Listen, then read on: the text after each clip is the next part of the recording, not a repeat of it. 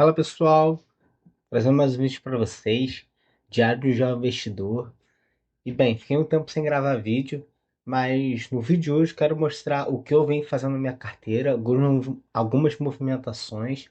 Esses últimos meses foram bem movimentados, fiz algumas movimentações na carteira e quero compartilhar para vocês as decisões que eu venho tomando e o que eu venho fazendo na minha carteira. Bem, primeiro de tudo, vou mostrar para vocês meu patrimônio total, né? Que está 16.551, com um valor investido de 15.956, demonstrando então um ganho de capital de 373,73%. Além disso, a maioria desse lucro que eu tenho de 1.898 foi de dividendos. Vai destacar que esses dividendos aqui, eles são reinvestidos e a rentabilidade da carteira, por enquanto, está de 18,34%.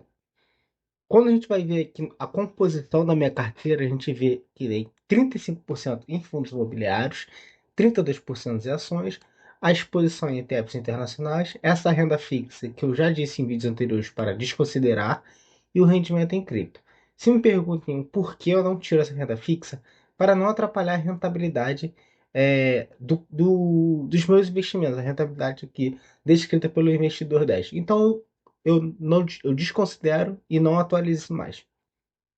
Mostrando para vocês as ações que eu tenho em carteira, a gente pode ver BB Seguridade, a maior ação que eu tenho em carteira. Depois, Banco do Brasil, ISA Energia, Vale e Petrobras. Essas empresas, por mais que algumas estejam começando a entrar em oportunidade, como o Banco do Brasil, a esses preços eu olho um pouco mais atrativo, e BB Seguridade, que ainda, por mais que esteja subindo, continua em margem de segurança, eu não aportei nesses últimos meses. ISA Energia vem caindo também. Vale destacar que o meu preço teto em ISA Energia, se eu não me engano, é R$ 25 ou um pouco abaixo disso, né? Então, mas eu não fiz aporte em ações. Por quê? Porque eu ainda acho que o cenário de ações está muito elevado. As ações estão com preço muito caro e uma coisa que é sempre verdade: o mercado ele sempre vai dar a oportunidade de você fazer excelentes compras. Você não precisa ter pressa em montar sua carteira de investimentos, você não precisa ter pressa em investir. O que você tem que sempre é investir todos os meses, mas não precisa ter pressa deu 1% de margem de segurança, vou comprar. Calma, não é assim. Vamos com calma.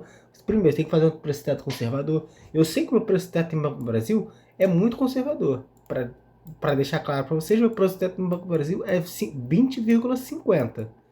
Ou seja, tá, tá com margem para comprar. Mas eu não tô com pressa para comprar. Eu posso esperar, calma. Se subir, tudo bem. Eu pequei por esperar demais. Mas eu não vou ficar me remoendo por ter feito uma compra com medo de ter feito uma compra errada. Se eu fizer uma compra abaixo do meu preço teto, compra certa. Se você fizer um valuation correto também na empresa, né? Não adianta você fazer um valuation da empresa, exemplo, vale 82, seu preço teto em Vale é 100. Pô, pra mim um valuation que é super otimista, né? Então, cada um faz o seu valuation e você pode pedir o quanto você quiser de margem de segurança. Eu peço um pouco mais de margem de segurança no Banco do Brasil, por isso que eu não estou comprando, por mais que esteja abaixo do meu preço teto. Então, como disse para vocês, que eu não fiz aporte em ações, os meus aportes foram em fundos imobiliários. Se vocês veem aqui, já tem uma diferença, né, na quantidade e número e fundos imobiliários comparado ao vídeo passado. Como vocês podem ver, eu vendi HGLG e comprei LVBI. Existem milhares de vídeos na internet aí mostrando o quanto que vale a pena comprar LVBI, HGLG, quanto que eu estou comprando LVBI em HGLG. Recomendo muito vocês verem esses vídeos. E eu ficava muito relutante em fazer essa troca, né? Porque eu confesso, eu não tenho tanto conhecimento assim. No entanto, a parte de como eu não tenho muito conhecimento, eu não fiz efeito manada. Eu não fiz porque as outras pessoas fizeram, né? Se eu fosse fazer isso, eu fazia empatia L. Mas eu não fiz, eu preferi estudar, entender melhor como está sendo essa negociação E a partir de entender melhor como está sendo essa negociação, eu pensei se vale a pena entrar ou não. A partir disso eu vi que valia a pena e fiz a troca do HGLG em LVBI. Fiz alguns outros aportes que vou mostrar para vocês. Na minha carteira de renda fixa não mudou nada, como eu disse para vocês, e em ETFs internacionais também não aportei. Eu vinha fazendo bastantes aportes em ETFs internacionais, eu vinha falando para vocês, aproveitei o dólar baixo e vim fazendo o DCA, e agora que disparou a bolsa americana, vou dar uma segurada, vou corrigir a porcentagem da minha carteira, que eu lembro que eu dei uma desbalanceada aqui. Nos aportes que eu fiz na minha carteira, vou mostrar para vocês. Primeiro, né, a venda de HGLG e a compra de LVBI que eu fiz. Além disso, eu aproveitei bastante HGBS, que deu uma caída muito boa, né? Abaixo de 20,20, eu acho R$20,20, né? Eu acho uma compra de HGBS muito boa, abaixo de R$20 então, e a HGBS deu uma queda absurda, então eu comprei bastante. Além disso, comprei Juro 11 e comprei também RZTR. Juro 11 e RZTR existem, como vocês podem ver aqui, tem uma queda absurda, plausível essa queda. Não diria correta, mas diria plausível. RZTR todo mundo sabe da falta de transparência que eles têm, de um péssimo relatório, mas eu entrei no fundo já conhecendo, já sabendo o que acontece, como eles são e como eles agem e a falta de transparência. Mas o fundo, ele ainda é um bom fundo. E essa falta de transparência, e devido a vários vídeos na internet demonstrando sim essa falta de transparência, fez com que muitos investidores saíssem do fundo, parecendo que não conhecia que o fundo ele tem essa característica.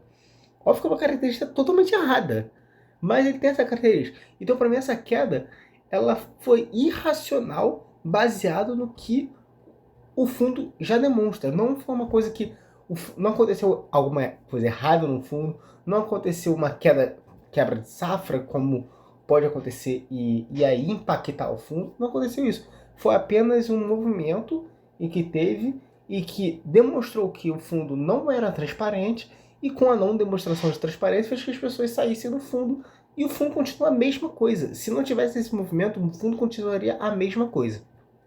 Outra queda também foi no Juro 11, está R$ 97,00. Muita oportunidade, ao meu ver. Por quê? Muita gente sabe que pessoas que investem em fundos imobiliários são baseados em recebimento de dividendos. E, basicamente, se o dividendo cai, a cota cai. Se o dividendo sobe, a cota sobe. Investidores de fundos imobiliários, a maioria são assim, por mais que seja muito irracional. O Juro 11 ele tem uma prerrogativa, não diria uma prerrogativa, mas diria que uma lei, muito entre aspas, uma regra, que se a cota patrimonial deles, a patrimonial, isso daqui é a cota de mercado, cai abaixo de R$100, eles param de distribuir. Eles só ficaram sem distribuir um mês, apenas uma vez, lá em 2023. Eu nem era do fundo ainda. Após isso, eles sempre distribuíram, porque a cota patrimonial sempre ficou acima de 100, mas o que acontecia às vezes era a diminuição nos proventos, né? O que aconteceu. Se a gente vê aqui nos proventos recebidos pelo Juro 11, vocês podem ver que eu recebi 75 centavos de Juro 11. Caiu de R$1 para 75 centavos. E como a cota segue os dividendos, muitas vezes nos casos, caiu a cota mercado. Mas essa cota mercado não influencia em nada na cota patrimonial. Então, para mim, Juro 11 é uma oportunidade imensa. Por que você não investiu mais? Basicamente, porque eu acho que eu estou bastante concentrado em fundos de papel, com a KNSC e Juro 11. São as duas maiores posições e eu quero aumentar minha exposição em tijolo. Quais posições de tijolo que para mim tem oportunidade no momento? RZTR eu boto um fundo híbrido, é papel, é tijolo, então eu deixo de fora dessa, né? Minhas duas maiores posições sendo fundos de papel não me deixa confortável. Por isso que eu vim aumentando mais a exposição ao HGBS e dependendo do valor que se paga em LVBI, dependendo de quanto está a cota de HGLG e quanto está a cota de LVBI, compra mais LVBI. Então, ao meu ver, LVBI e HGLG são os dois fundos que estão em oportunidade de tijolo. E o fundo que caiu bastante e eu comprei e para mim foi irracional a queda foi o HGBS. E eu vou mostrar para vocês o relatório, dei uma lida no relatório, fiz meu dever de casa, e vou mostrar o que o HGBS vem fazendo e como ele vem se movimentando. Então, ele é um fundo que tem 20,65 de patrimonial. Na época em que eles fizeram o relatório, estava 20,78 a cota de mercado. Vocês podem ver que caíram bastante. Inclusive, a HGBS lançou, né, um comunicado ao mercado demonstrando a negociação, o volume de negociação. Teve um volume de negociação absurdo de venda, de venda do fundo em um dia que, se eu não me engano, foi no dia 27/5. Isso fez que caísse bastante a cota do mercado. Não sei se foi algum fundo estrangeiro que diminuiu a exposição. Taxa de administração, para mim, saudável, 0,60 em relação à cota de mercado. E vem falando dos principais destaques. O HGBS ele fez a 11ª emissão de cota, captou 310 milhões de novas de dinheiro, com 15 milhões de novas cotas distribuídas, e o valor patrimonial deles aumentou para 3 bilhões. Um fundo de 3 bilhões de valor patrimonial. É um fundo grande, não é um fundo pequeno. Para mim, é o segundo melhor fundo de shopping, só atrás do XPML. E que, para mim, o problema do XPML é bastante gestão. Então, eu estou num fundo que a gestão tem risco de gestão, que é o RZTR, e eu não acho que não ficaria saudável ter dois fundos com riscos de gestões na carteira, né? Claro que o XPML tem riscos de gestão, mas é a mesma coisa que o RZTR, que faz um excelente trabalho, mas é só por a gestão não ser tão competente que eu não optei pelo XPML. Eles fizeram algumas alocações, já algumas alocações, que foi aumentar nesse Shopping Parque Dom Pedro.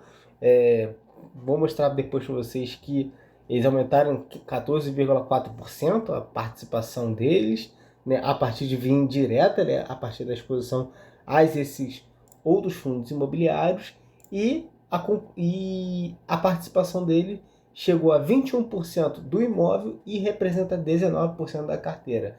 Vale destacar que ele tornou-se o principal ativo, ou seja, a maior exposição do HGBS é neste imóvel. Então, é um imóvel que a gente tem que entender bastante o que está acontecendo, porque se der alguma coisa ruim, é quase 20% da receita do fundo destinada a um imóvel. Eles também fizeram algumas vendas de venda de participações de alguns outros imóveis, como o Jardim Sul. Eles fizeram venda de 19% da participação desse shopping, né, com um aumento, com venda de 128 milhões. Vale destacar, né, que foi 16,9% do valor que foi laudado na última avaliação. Óbvio que esse valor ele pode aumentar, o valor do imóvel pode aumentar 30% no final do ano, mas, ao meu ver, foi uma boa negociação e isso dá um incremento de 0,12 centavos por cota. Aqui eles falam um pouco de quando eles entraram no Jardim Sul, as movimentações que eles fizeram de aumentar a exposição, de diminuir a exposição. Achei isso bem maneiro. E uma coisa que vale importante falar, né, que ele ainda possui participação nesse shopping e ainda possui um papel societário nesse shopping com 61% de participação. Outro imóvel que eles também se desfizeram foi do Fashion Outlet Novo Hamburgo. Esse daqui eles saíram por completo, né? Um aumento, né, de uma venda acima do valor laudado na última avaliação e um incremento de 0,37 centavos por cota. Aqui está o cronograma que eles vão receber, porque esse pagamento vai ser em parcelas, então eles vão receber um pouco dessa parcela no primeiro semestre, depois no segundo semestre, depois lá em 2027, ao total 37 centavos por cota. Aqui é a mesma coisa, eles comentam sobre quando eles tiveram o início, que falou lá em 2012, tudo mais, e eles venderam com 4,9 vezes acima do que eles adquiriram por 12 milhões, estão vendendo agora por 67 milhões, por 63 milhões, bastante lucro, 48 milhões de lucro, e que o retorno embutido nesse investimento foi de 24,8% ao ano. Muito alto retorno, muitas ações não conseguem bater esse retorno.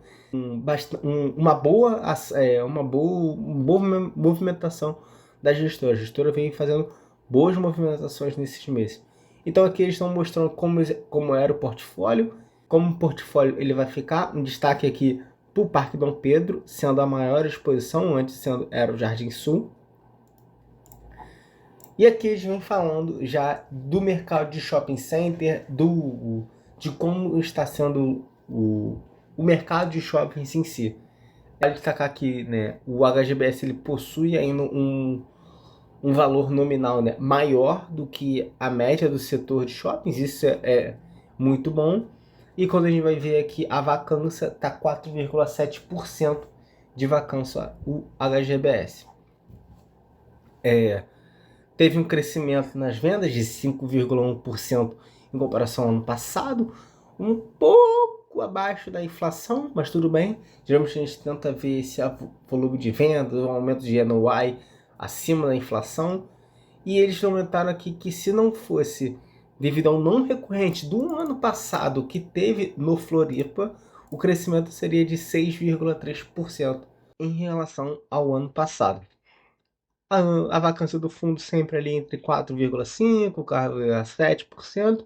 E aqui eu esqueci de marcar, mais um crescimento de 9,9% do NOI em comparação ao ano anterior. Bem bacana. Vai destacar, gente, que fundo de shopping a gente geralmente tenta observar entre o mês desse ano e o mês do ano passado. Por quê? Porque fundos de shopping são sazonais. No mês, exemplo, no mês de março, abril, os shoppings são muito mais, entre aspas, fracos do que no mês de outubro, novembro, que tem várias festas, Dia dos Pais, Dia das Crianças, Natal, como dezembro. Então, por isso que é muito bom a gente ver em comparação ao ano anterior. Aqui, destaque para o West Plaza, que aumentou bastante a porcentagem de vendas e o NOI. E destaque negativo para a Floripa, que caiu bastante, mas vale destacar aquele evento sazonal que eles falaram que teve um aumento absurdo no turismo estrangeiro em Floripa no ano passado, então por isso distorceu um pouco os dados. Aqui como é que está os fundos, né? Comparação de vendas dos meses em comparação ao ano passado, ele vem crescendo e isso é bom. Claro que uma coisa que vale destacar aqui vem crescendo um pouco abaixo da inflação. A gente tenta sempre ver esse número acima da inflação, mas ele está crescendo e isso é muito importante, além da evolução do NOI que está acima da inflação e bem acima da inflação e é muito bom. As vendas de mesma loja aumentou, teve um aumento de 2,4%, também abaixo da inflação, né, com destaque principalmente no setor de alimentação, que teve um aumento expressivo, tanto na alimentação de cafés e lanches, como em fast foods. Vale destacar, né, que o setor de artigos de lá vem caindo bastante, né? Isso há uns bons anos já vem diminuindo, né? Esse setor. E até se você for em shoppings mesmo, a gente vê bastante menos lojas relacionadas com esses setores, né? De artigos de lá. Aqui mostrando a DRE do fundo. Um fundo gerou 17 centavos por cota e pagou 17 centavos. Ele vem fazendo de vendas de alguns fundos imobiliários estratégicos, segundo eles. Esses FIIs estratégicos que eles botam são os fundos que eles têm participação indireta, como aqui que eles mencionam, né? O HPDP, o PQDP, que são os fundos que possuem, ele tem uma participação indireta nos imóveis. Então, eles vêm fazendo venda de vários fundos imobiliários e eles têm 1 centavo ainda de reserva acumulado. A projeção deles é de 17 centavos por cota. Aqui está o investimento a taxa, né, interna de retorno, né, TIR, baseado quando você começou a investir. Se você começou a investir no mês passado, a rentabilidade em cima do CDI é absurda desde o início, então foi 324% acima do CDI, o IFIX nem se compara, e a rentabilidade do fundo muito boa. Vai destacar que isso aqui é o CDI bruto ainda, né, que é não é o correto, a gente deveria comparar com o CDI líquido, já que se a gente resgatar o dinheiro que a gente bota no CDI, a gente tem que pagar imposto. Aqui a gente recebe os dividendos que a gente recebe da HGBS são isentos de imposto de renda, né, os proventos, no caso.